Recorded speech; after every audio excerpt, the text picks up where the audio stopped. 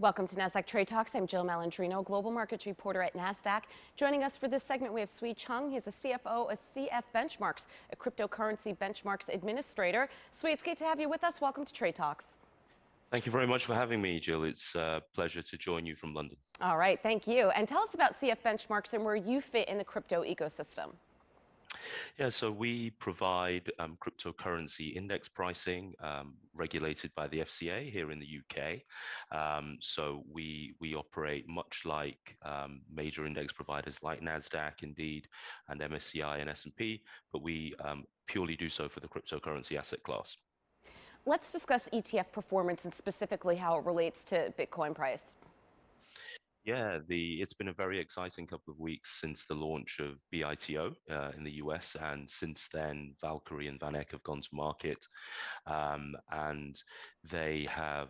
They've gathered significant assets, particularly BITO, running at just over $1.3 billion at the last count, and they're performing very well in terms of tracking the price of Bitcoin. Because if you recall, Jill, at the outset when these products were set to launch, there were a number of market observers who doubted their ability to track the price of Bitcoin through the use of CME futures, but since the day that BITO launched, Bitcoin is off by about 10-11%, and BITO is off 10-11%. So it seems to be tracking Bitcoin very well, which is no surprise. The CME futures contract, as you may know, is settled by the Bitcoin reference rate, an index provided by yours truly, by cfBenchmarks.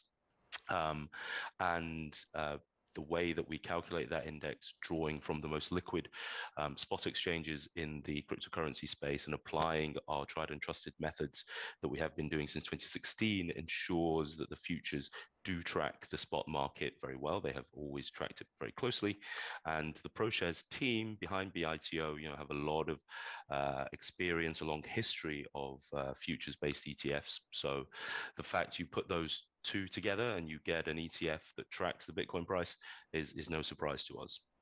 More financial institutions are offering crypto exposure to their clients. For example, B2C2 just pioneered the first crypto NDF trade. CME continues to roll out micro futures on crypto. What does this mean for the space overall?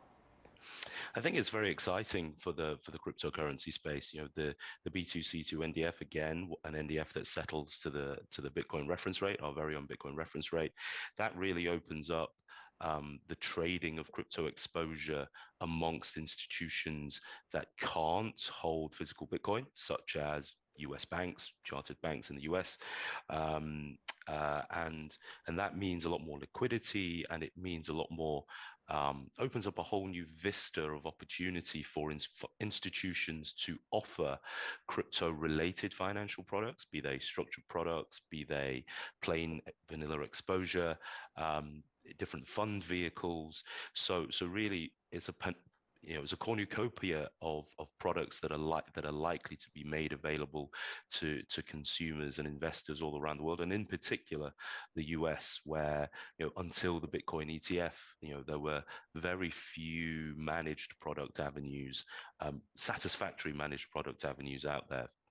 And Sui, what are your thoughts on the crypto product scene outside of the US?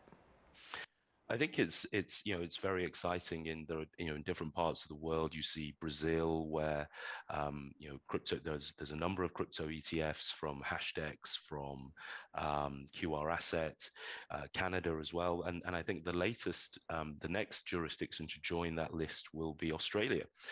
The Australian regulator has approved a set of rules and guidelines around the listing of crypto ETPs, and I'm pretty sure we will soon see the world's 5th largest pool of long-term savings, the Australian pensions market, be introduced to crypto ETFs, and that could mean significant amount of asset inflow into the ecosystem, and the first time where you'll have long-term capital, because Australia has a compulsory superannuation scheme where everyone with a job has to save 18% of their salary into a pensions vehicle. If they have access to crypto, it will be intriguing to see how an entire country really reacts to having that option to deploy their long-term savings. Yeah, that is interesting. Sui, we appreciate the insight. Thanks for joining us on Trade Talks. I'm Jill Not at all. Malandrino, Global Markets Reporter at Nasdaq.